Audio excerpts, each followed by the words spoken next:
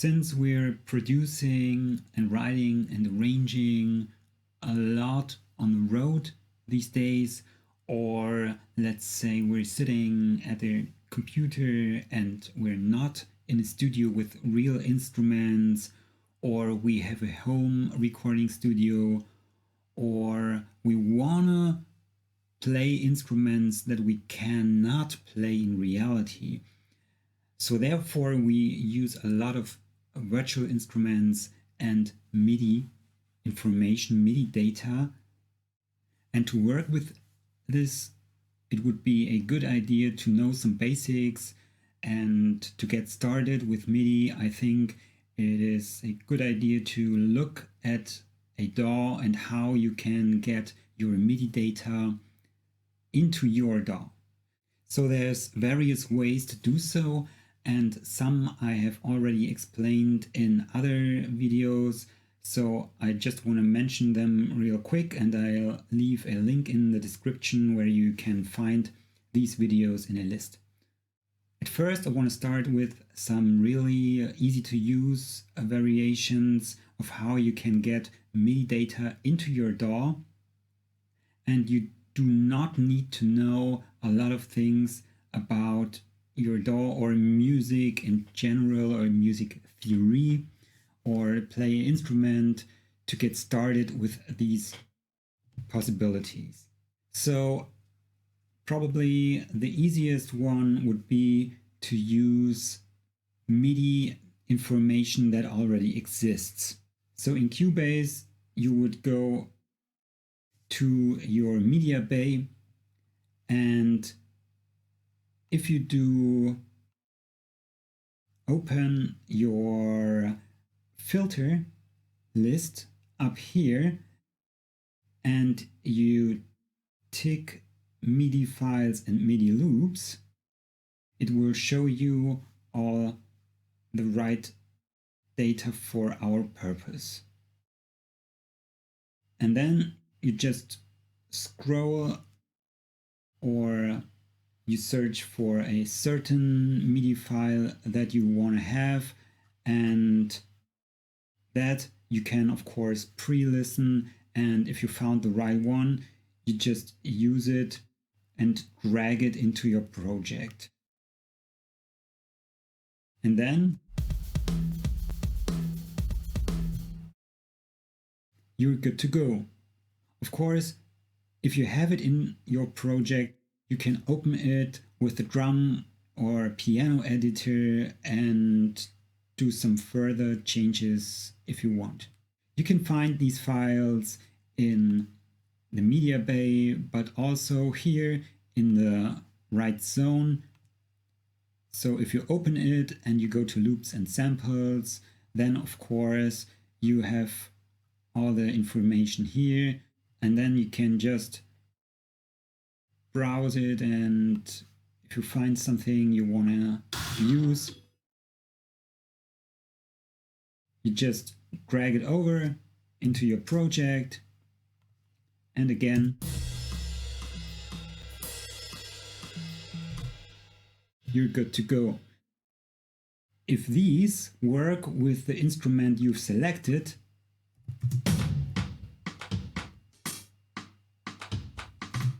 it's not sure. So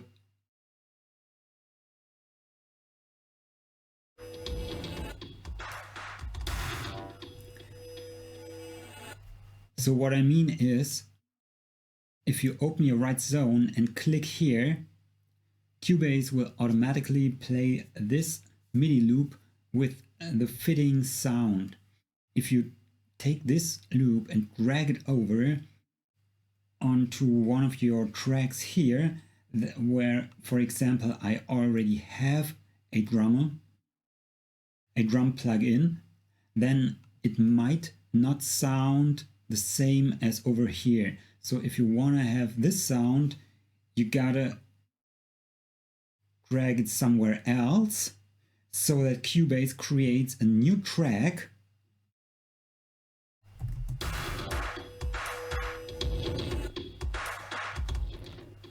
and then you see it is the same sound as here when I use the pre-listening function.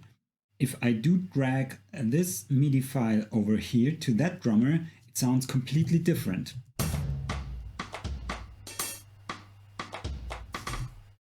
So there are the same information, we can see it, there are the same MIDI notes, but the sounds are in the end different. So there's various places where you can find MIDI files and loops, and sometimes these are available in packages, some of these are even free, you can find them in the web. And sometimes these are integrated into an instrument. So if you use an instrument like, for example, Groove Agent, then you have to load a kit, and here you would find the instruments in a sample player. So you can now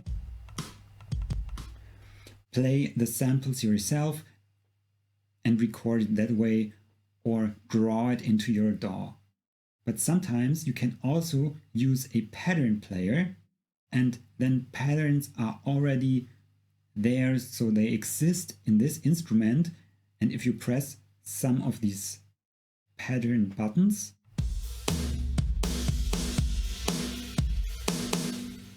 Groove Agent will play this pattern for you. And of course, drag it over into your project window and use it like this, or open your editor and change it the way you want it to. Another really simple and good way to get MIDI data for your drums into your project is you load an instance of a virtual instrument and you go to your MIDI inserts and use the beat designer. Here you can either program the beats yourself, like so,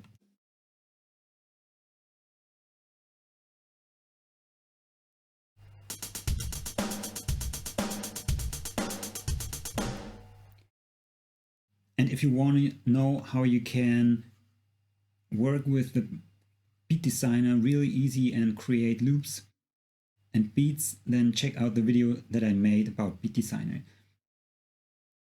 If you don't want to use it, or you don't know how to use it, there is still another possibility. You just load a preset, and if you do so and start your playback,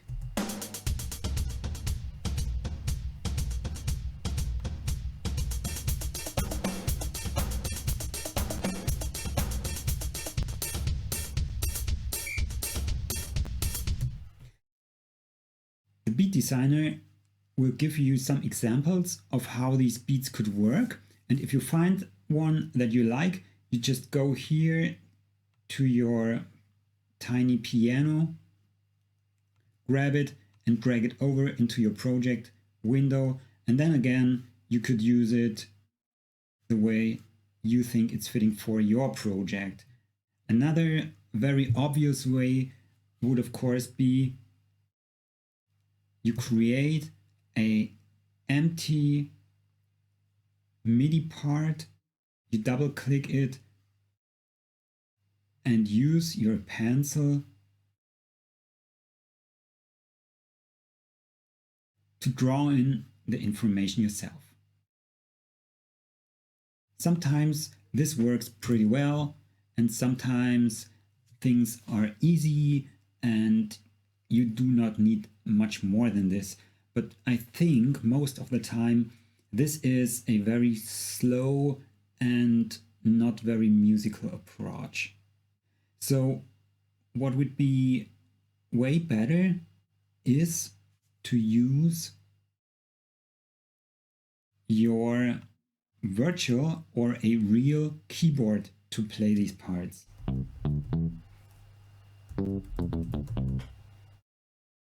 So that you can at least give this very unnatural instrument some kind of musical information.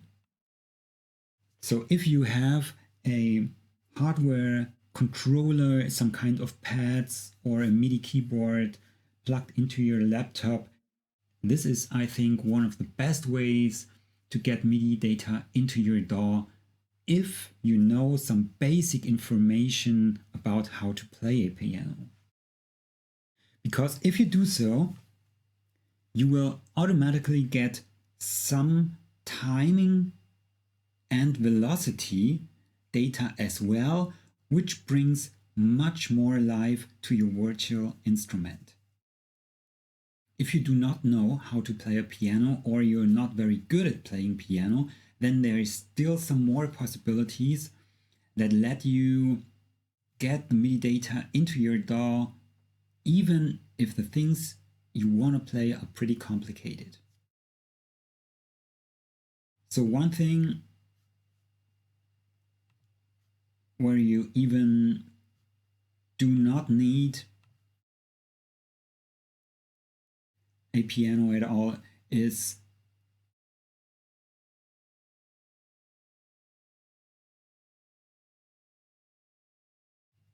the option to use the chord function inside the key editor. So if you go to the key editor and open this tab, you will find different possibilities to draw a chord into your piano editor, and it's really easy. You just click on this tiny arrow symbol, which is right next to a chord. So if it says major chord here and you click here, then you just select the root note that you want over here and click, and Cubase automatically creates the right chord for you. If you now realize, well, that didn't sound like I wanted, you just can change it by clicking on minor, sus4, sus2, diminished or augmented.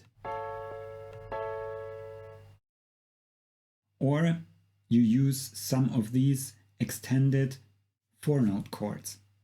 The disadvantage is, as you can already see, all of these that I now have in my project do not have any kind of velocity information. So all the notes have the same velocity value and therefore sound pretty similar.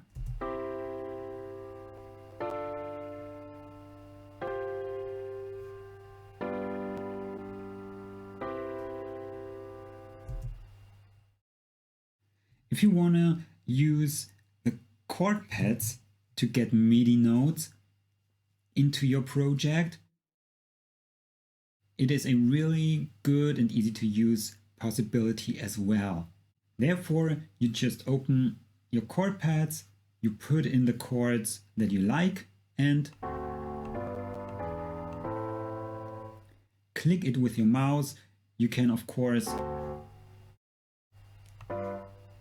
just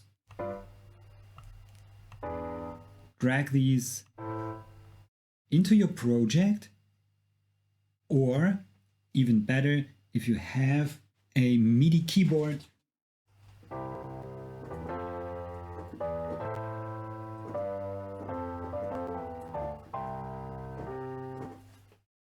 you should use this possibility to play the pads with your keyboard so you can still put in some kind of rhythm information. If you want to know how to work with these, check out the video that I made about the chord pads. So one more possibility you have if you do not know a lot about playing the piano but still wanna make it sound more musical, you load up a piano instrument, you go to your MIDI inserts and load an instance of an arpeggiator. So what this does is you press a chord and hold it, and the arpeggiator will produce a sequence out of the notes that you hold down. So if I start a recording,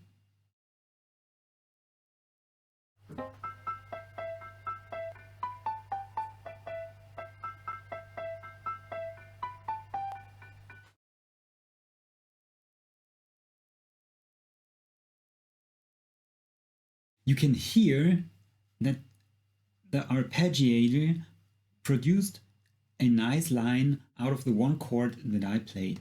But if I open my project, you can see nothing happened. Only the notes that I pressed down are here as one long chord.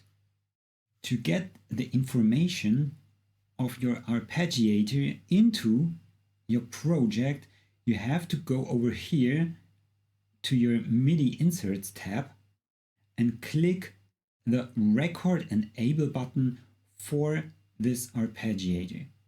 Now if I do the same again,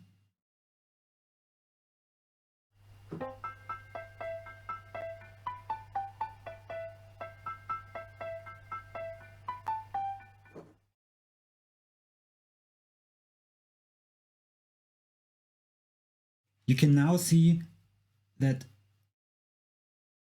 the arpeggio we could hear is also here in my DAW.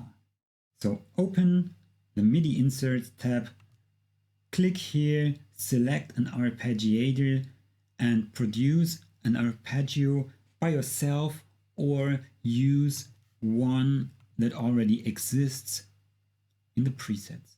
So these are pretty obvious and really easy to use variations where you don't have to know a lot about your instrument. I still think that one of the best possibilities is still to play the notes yourself. But this only works if you're a good piano player or if you use a little trick. Of course, you could now activate your record button and play the notes on your keyboard.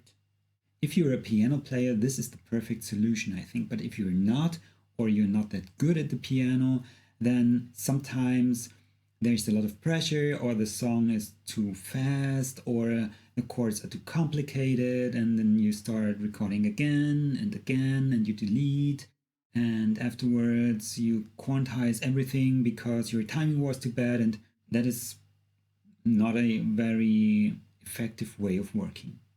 Therefore, Cubase offers two different possibilities that will speed up the recording process and will make the recording and playing the MIDI notes much more efficient, but at the same time still to some amount musical. These two are the MIDI and the step input. They are really easy to use, and I'll show you in a second how this works. You go to your top bar here in the key editor and activate this button. If you cannot find it, you've gotta activate it over here first. So you click the step input, and then you see when you click somewhere, a new line has appeared. So this bright blue line is like a second cursor, and you will start recording where this line is, and you will record notes with the value you put in here in your quantize and length quantize menu. I put in quarter notes, so Cubase will now record quarter notes. And it works really easy. I click where I want to start recording, and if I now go to my MIDI piano and press a chord, this chord gets recorded here for one quarter note, and then Cubase will automatically jump to the next quarter note and wait for me to play my chord. So I have all the time in the world to place my fingers and press down the keys, and when I'm done, Cubase goes to the next quarter note and I can still take my time and play another chord, like this.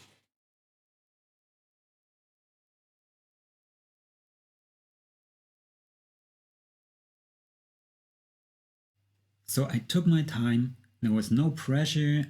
Cubase is waiting for me as long as I want, as long as I need. But you can still see that to all the chords and to every note there was a velocity value recorded. It is perfectly in time, but still there is some kind of life to these notes. And now if I go back and play these, so it sounds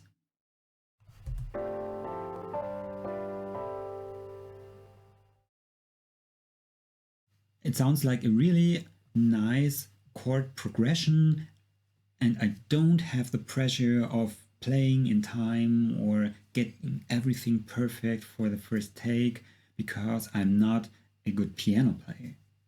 The second possibility, the MIDI input, is a little but not completely different, and it works like this. You just put in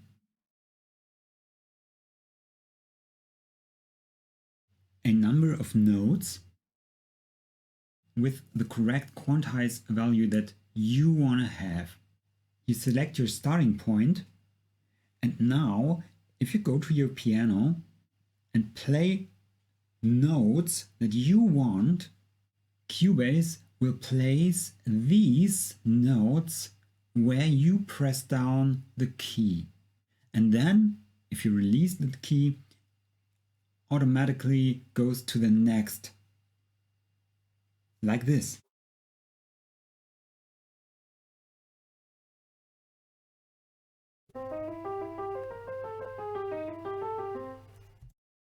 And here as well you will find musical information in the form of velocity data. You can play any line, can be as complicated as fast or as slow as you want to. It will always be in time, but still you do not have the pressure of, oh, I'm now recording and I have to get it right, or I have to slow it down, or I'm missing a key or anything like this. Cubase waits for you as long as you need, and in the end you can have a nice musical information in form of MIDI data in your project without losing everything. And I still think, even if you're not a good player, it's way faster than clicking with your mouse. So I'm gonna make some more videos about working with MIDI. If you like these, check out some of my other videos or subscribe, and you will find much more helpful information for working with Cubase.